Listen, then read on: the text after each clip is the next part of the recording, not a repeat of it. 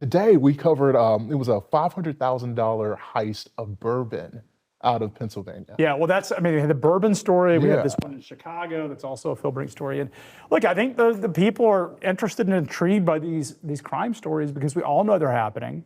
And I think, you talk to people that are outside the industry, they do not realize how pervasive the criminal problem is. I didn't realize how big this was until we were in Cleveland for at the Rock and Roll Hall of Fame. It is absolutely getting bigger and FBI bigger. speaking and just being candid and being like, listen, we don't even know how big this is. Well, a lot of crimes, I think the number was something like anywhere from 3 to 1 to 7 to 1 is the number I've heard of unreported crimes. Yeah, for sure. So a lot of folks don't report when they have a claim.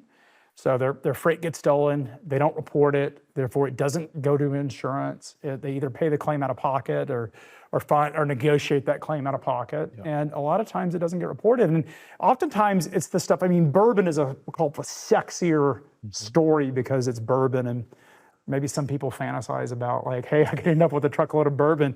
But those stories are the sexier ones. A lot of the times it's things like avocados or sort of lower cost goods, a truckload of bottled water. I mean, is that a sexy story? No, but you're making out with $50,000 to $100,000 of water, and that stuff is incredibly easy to fence. Sure. And the internet has made this so easy. Yeah.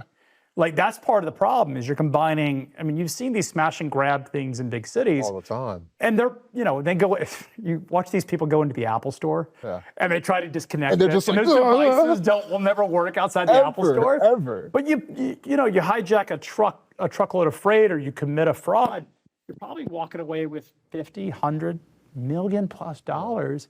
And oftentimes it's hard to catch the criminals. And is one of the biggest complaints is when you contact the authorities, they may not care. The local authorities may not do anything about it. No way. It's perhaps a civil crime. That's the problem with a lot of the sophistication, particularly around the double brokering theft and sort of what they call strategic crime. A lot of times it's viewed as a civil matter by local law enforcement. It's only when the FBI gets involved, if you can get them involved, before they take these matters seriously.